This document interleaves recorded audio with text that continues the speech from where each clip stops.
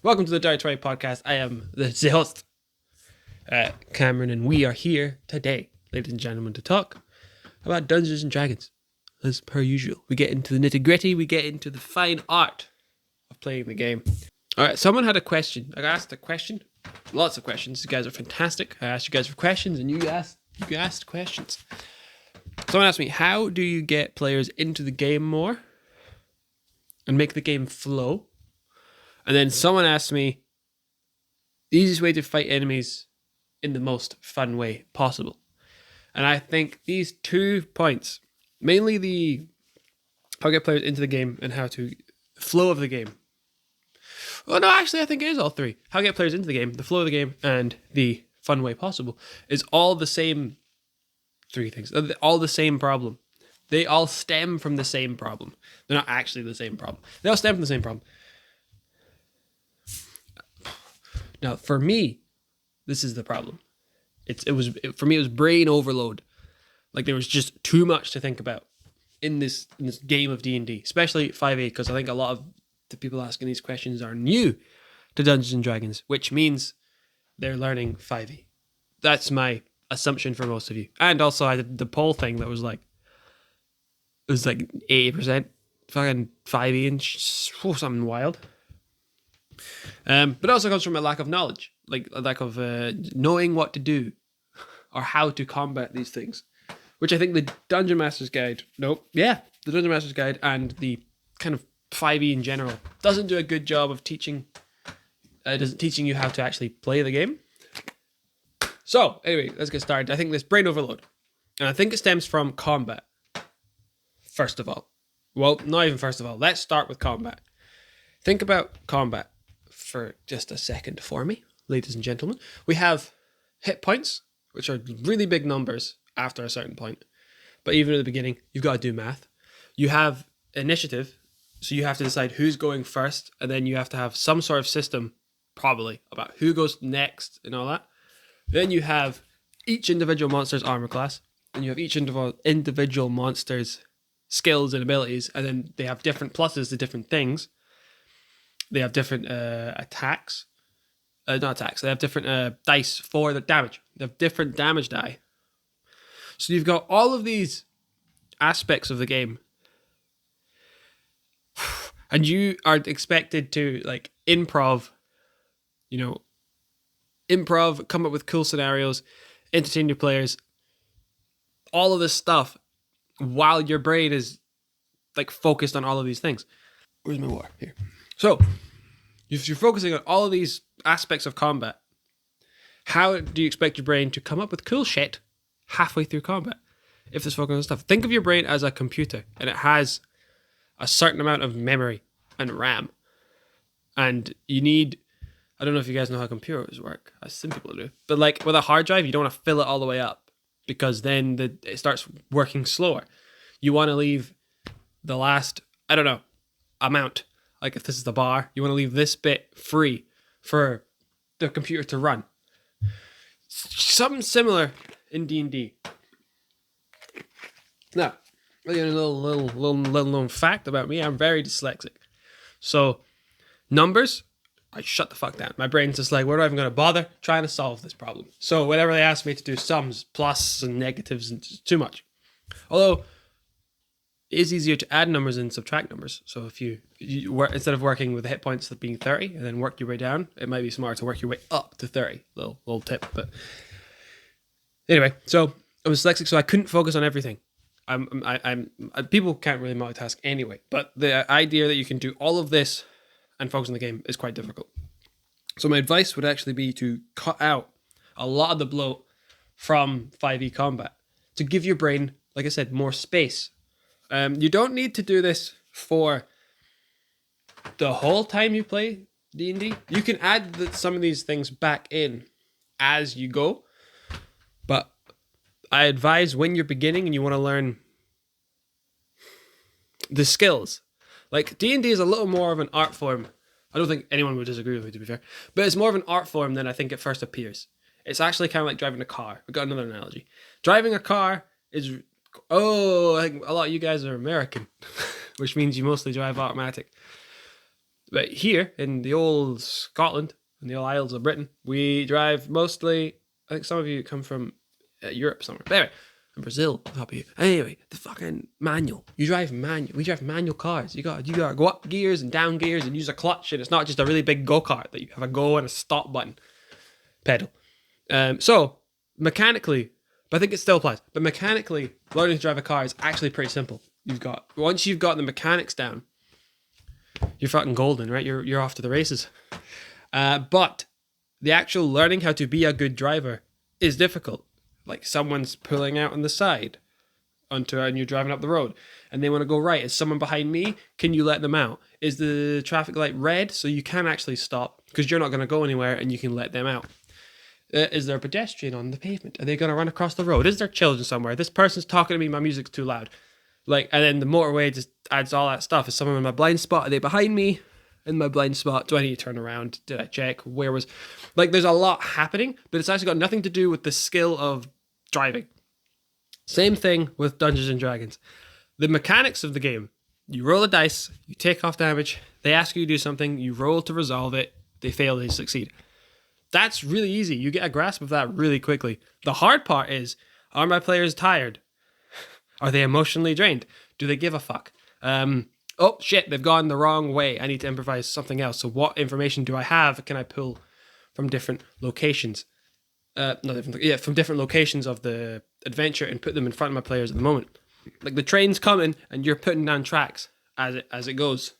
So that's the similarity. It takes quite a long time to be good at a dungeon, be a good DM, because it's more of an art. It's more of a feely type situation than mechanically being good at the game. So you want to give yourself, but how do we start driving?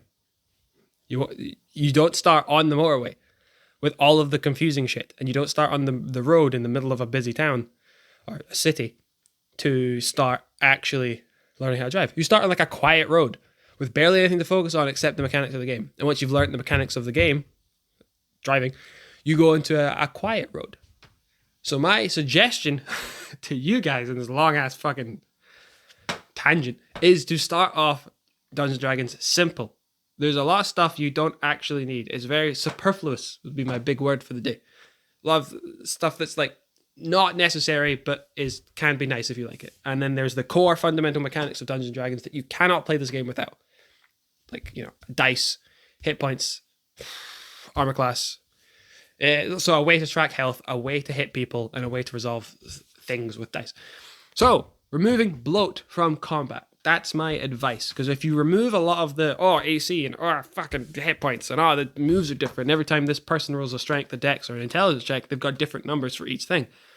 And then you got all these players throwing questions about their spells at you, and it's very, you've done too much. So if you want combat to be fun and flowy and all that shit, you've got too much going on in your own head. So I remove. It's so long. Okay. What do you remove? I wrote it down. Okay. So initiative. Cut initiative.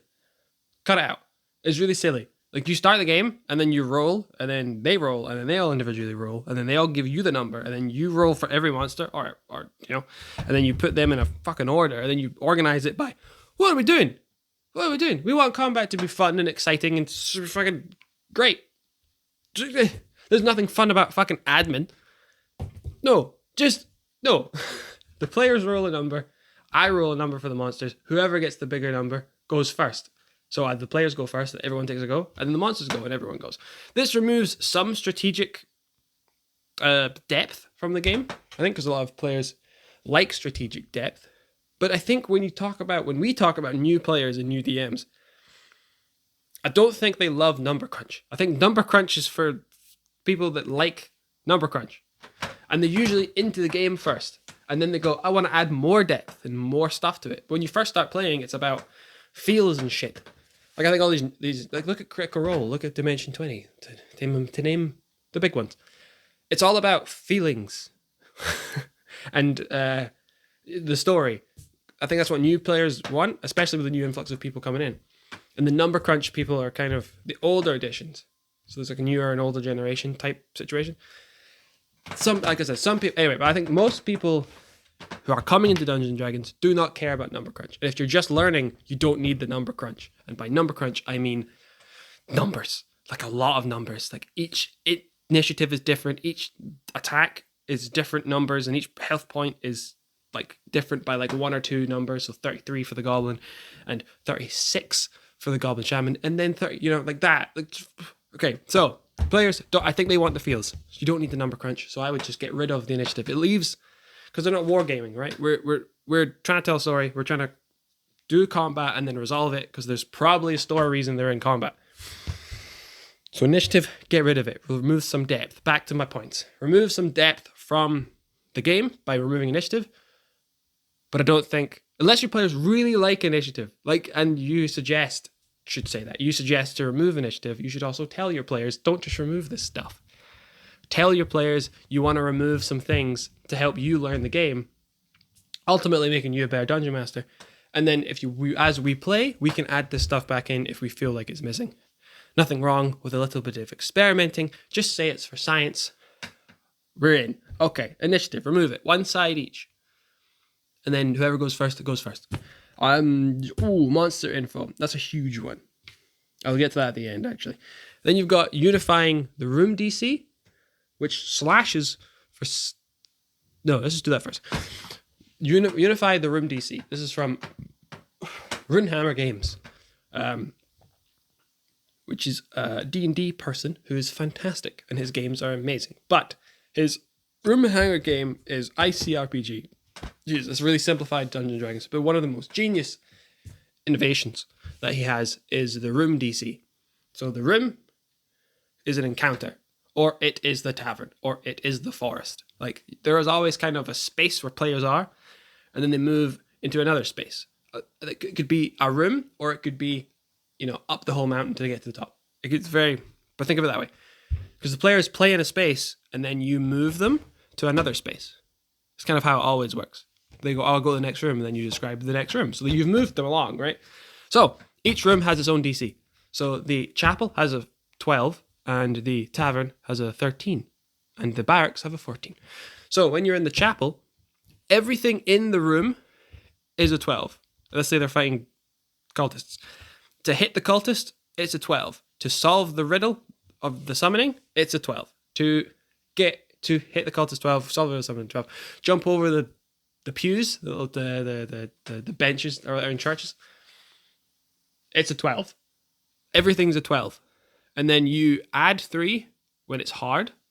So 12, 13, 14, 15. So you'd make a 15 if they want to do a front flip over the pew, because that's harder than just jumping over the pew. Or if it's easy, and there's lots of situations where you make it easy, you take away 3. So 9? I don't know. I can't remember the original number. I said 12, 11. See, admin's not fun. If we're thinking of this podcast and I sit here doing math, it breaks the flow of the podcast. So add 3, take away 3 for easy and hard. What's easy and hard? Anything really. But if it's hard, it's like they've never done it before and they don't know what the fuck this is. And then an easy would be, picking the lock's a really good example. If you've picked the lock before and you fail, if you pick the lock and then you fail, and then you try again, it'll be a little easier. So you can take away the 3. That kind of thing. Hitting the cultist would be normal, but then if the cultist is on the floor, you make it easy. If you're trying to cast a spell and you are about to be hit by a cultist, it's difficult. So hard. So add 3. But if you're trying to cast a spell and you're at the back and you have tons of time, you could make it easy. That kind of thing. But there's also the notion of changing the numbers. I think we want to think changing the numbers to make it specific and make it balanced is the way to go. But it's random. Like, how often does it come down to a matter of points? A point. Like, how often does the battle come down to, they have 1 hit point, or they have 3 hit points, And then do you really think the game would be better or worse if you had 2 more rounds? Maybe, but that's random, because they're rolling random dice and you're rolling random dice. So how do you know the balance is? The balance is more of a like fucking Tony Hawk's Pro Skater. It's like a gauge, and you're trying to get it in the middle. Like, it's not a perfect science, not exact science. So same thing with this room. Make the room like a 15, and then you just add 3 and take away 3. This does amazing things for the brain space, and I'll explain that at the end. So you unify the room DC. So the room has a DC. It's just 15. Don't do anything in this room. It's 15. You can make hit points. You could pick any of these, by the way. You can pick all of them, or you can pick none of them, or you can pick 3 of them. Hit points. Make them hits. Just hit the goblin once. Just hit the cultist twice. Let them roll numbers. They don't. You got a screen. I'm assuming.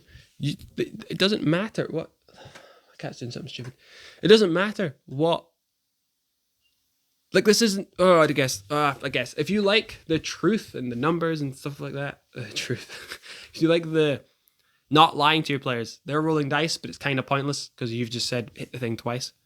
Then maybe it's not for you. But frankly, it depends. It depends on your players. It depends what kind of style. This is obviously a style. But if you remove everything and keep the hit points, because I think people like hit points. I like hit points. But we're trying to find a way to remove the bloat, and you can pick and choose. I'm giving you options. That's it though. I think that's the. Oh, and then fucking monster skills. This is the big one. This is the big one. You want, like, just look at 5e monster stat. It's absolutely ridiculous. All you actually need is. No, I didn't post. All you actually need is the health of the monster, the AC of the. You don't even need the AC anymore because everything in the room's a 15. So you just need the health of the monster, what damage the monster will do, and then give it a +2 or a +3 to all of its rolls. That's all you need to give the monster. Oh, and its abilities, I suppose. But then that's a lot easier to manage when you don't have every other stupid stat bogging your brain down. Right, so we have initiative. Just make it one side and one side. One side go and one side don't go. You have the unifying the room. Just make the room of 15. Then you have the monster stats. Because you've unified the room and because the initiative's differently done, you don't need all these stats. Like, you don't need a different roll for strength, initiative, and stuff like that. Just give them a +3. Done. And hit points. You can make them hits. 2 hits to kill the goblin, 3 hits to kill the bad guy, 5 hits to kill the ogre. Done. Right? You can add this stuff back in if you want. The reason for this, like I said, you're removing bloat from your brain. If you imagine, I'm imagining most of you are like, oh, I could easily run a combat with only those things. Exactly. Like, it seems really obvious, but that's how easy it is. If all you actually have to worry about is the room being 15, the monsters, blah, blah, blah, blah, blah, you're a lot more in the game. You've given yourself this massive space. So how do you make the game flow? How do you make combat fun? How do you get players into the game more? It's all because my brain was too bogged down if we're talking about combat. You're now able to look at the players, talk to the players, engage with them more, and not need to use half of your brain figuring out numbers. Now, 10% of your brain's being used because the room's all the same, the enemies are all the same. It's all kind of unified. So you're a lot more able to spend more time engaging with the players. They hit him, you can give them a description, and you can give them a bit of a unique scenario based on what they just gave you, and you're not wasting time. Because the time that you spend going, the time you spend going and looking down at your paper and writing some numbers down, and then guessing how hard a thing should be based on what they just asked you to do, you just saved yourself. What if you've got 4 players and they ask you to do that? 5 seconds, 10 seconds each time. So now the actual economy of going, like each person takes, 3 minutes to go? You're now removing a lot of your time because you've got to respond to what they're doing, so on and so forth. You're removing a lot of your time little by little. You removed 30 seconds in each one of these type things. You've given yourself 3 minutes and it's not added any more time. That's 3 minutes more of time to describe. I hope this makes sense.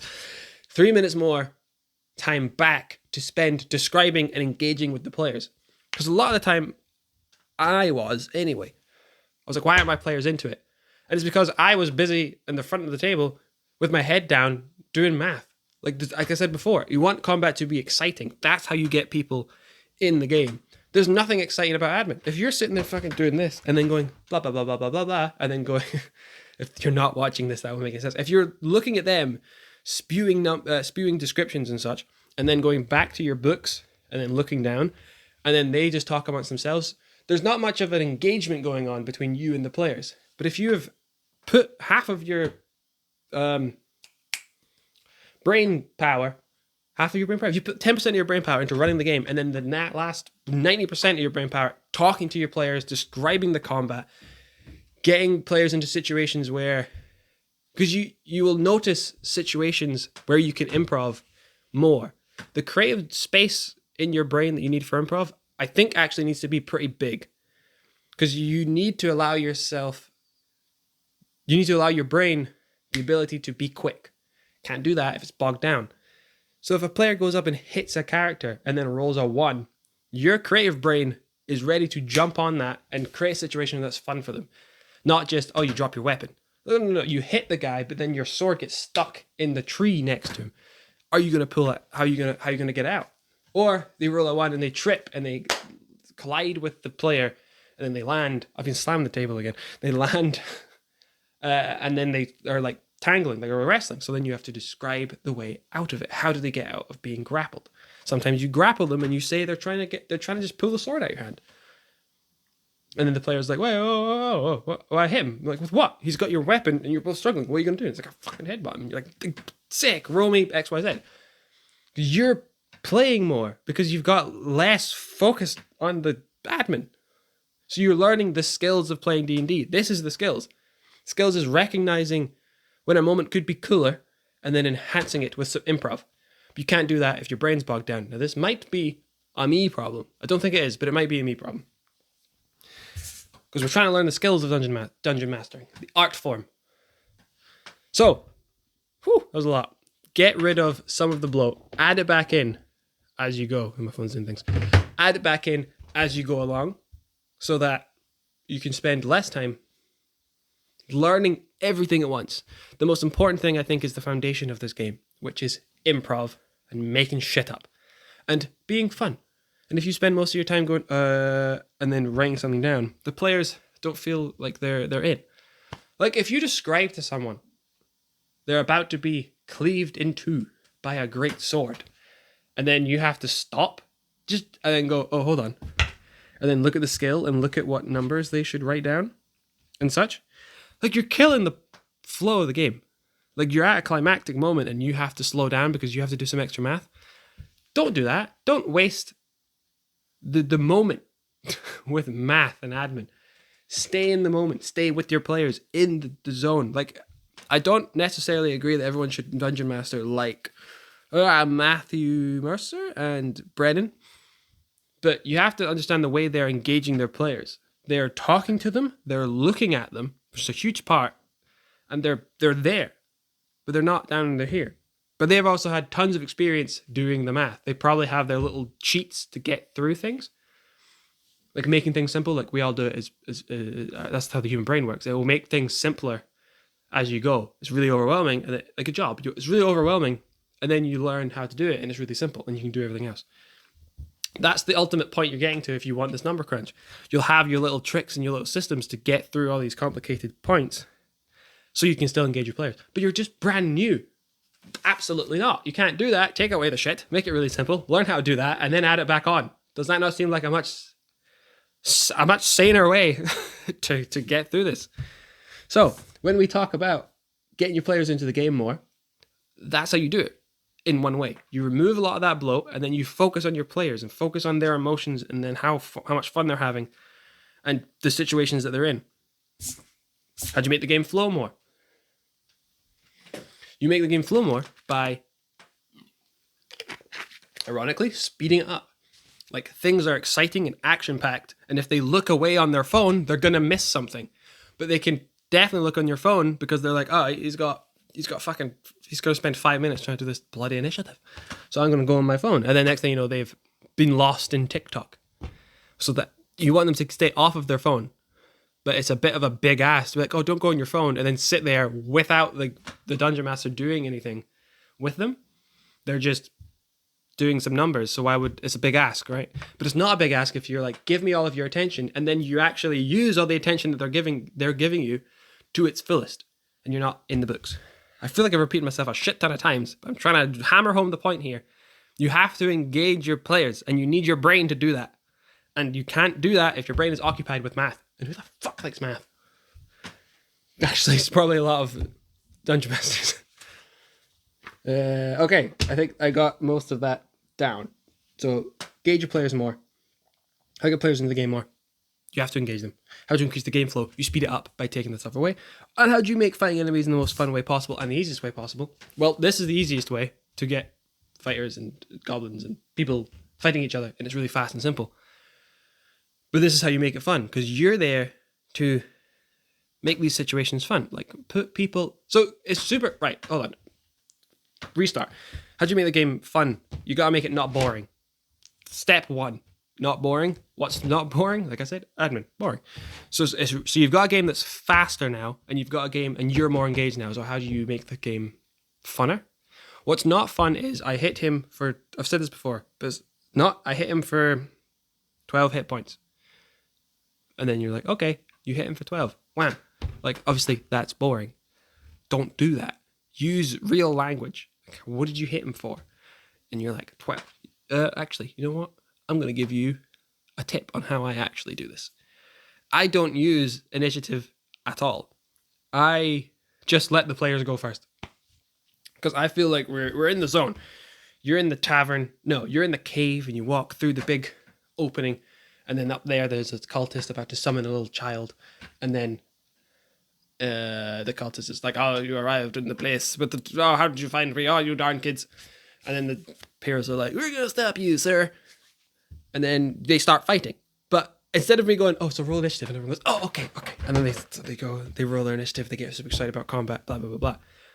Like, I feel, for me, that takes them out of the game. Takes them out of the moment and go, oh, yep, okay, we have to do a thing. I don't do that. I'm just like, what are you doing? He's about to sacrifice a kid. What are you going to do? What's you going to do? And then they're like, okay, rushing in. We're going to try and do this and do that and so on and so forth. Like, there is no combat flows very smoothly. Sorry, exploration, not combat, flows really smoothly into combat without any of the taking things out. And then you might ask, is that unbalanced? Are the characters OP? Does it make it easier for the players to survive situations? Yeah, but I would easily trade that for the players being in the game and there isn't a second where they can leave. Because they're exploring, they're checking for traps, they get to the situation with the bad guy, and they understand the situation with the bad guy, and then they act. There's no stopping. There's no moment for them to go on their phone. Fuck, what was my point? Shit, I had a point, but I can't remember. Oh, how to be the fun possible. Okay, so that's one. There's a situation where it's fun. There's a guy about to sacrifice a child. So the goal obviously isn't kill everything. It's stop them. Well, it is. But stop the child getting killed. So they have to get over there through the bunch of cultists or through a thing. That's exciting. Like everyone can say, you can have verticality. You have tasks that aren't just kill everyone. But honestly, is this boring or is this exciting? That's the only thing you need to think about. Is it going to be exciting? If you're in a tavern and they're having a tavern brawl, that's pretty exciting. But what would be more exciting is if the guards bash through the door and they're like, all right, everybody's under arrest. And then everyone starts fighting. And then you have to find a way out of the tavern. That's more exciting. What's more exciting than cultists in a room? Cultists summoning a demon with a child. And they need to stop that from happening. Much more exciting. Like, there's a wizard about to... he's going to do his spell, and you roll a d4, and in that many rounds, that spell's going to go off. So the players have a ticking time bomb, essentially. And they need to get that sorted out. Exciting. They're fighting on rooftops. They're fighting on a train. They're fighting on the sea. Like, just, you gotta think of things being exciting and engaging, and players go, oh, fuck, that'd be so cool. That's what you gotta do. Whatever you think is cool will probably be cool. And then you add on the other layers of it being really fast, really engaging, and then there is stuff you can learn, but you're a brand new DM. You don't want to overload yourself. Just think of what's cool. Fighting in a crowd? Not necessarily. But what about fighting in a crowd with guards and also cultists? So now you've got a three-way war, a triple threat match with guards, cultists, and your party. Right? Much funner. So how do you make fun enemies? This is a huge topic, actually. I might save this for another day. How to make fights fun. Because there's so much to it, as you can see. I'm just rattling through a bunch of stuff. But I think, how do you make the game fun? I'm going over. I'm going to have to make this an episode, a part 2, on how to make the game flow better outside of combat, because combat is such a big, complicated aspect. And so is everything else. Right. I'm going to check my notes quickly, check if I haven't missed anything. Okay. Yes, this is obviously a style that I have. It's much more loosey-goosey, not a lot of rules. But I think it's a good style to learn how to play the game, and then you can add your shit on afterwards, or add more numbers and stuff as you go. Oh, Jesus. Okay. I think I got everything out. Hopefully it makes a bunch of sense. Thank you again for listening. The support has been wild. I don't know how I went from no followers to a shit ton. Even end up with 200 subscribers on YouTube. Very exciting. Thank you very much for being here. And yes, if you have any questions, anything you want to ask, you can leave it in the comments. Let me know what you thought of this. First of all, if this made any fucking sense, because that would help me help you more. Because if you tell me what's not making sense, I can read it, I can understand it, and give you better lessons on how to be a dungeon master. And like I said, any questions, hit me up. People are asking me questions all the time on Instagram. They ask me advice on things for their campaigns, and I fucking love it. Good job. I'm a big fan of you guys. Right. Okay. Thank you for listening.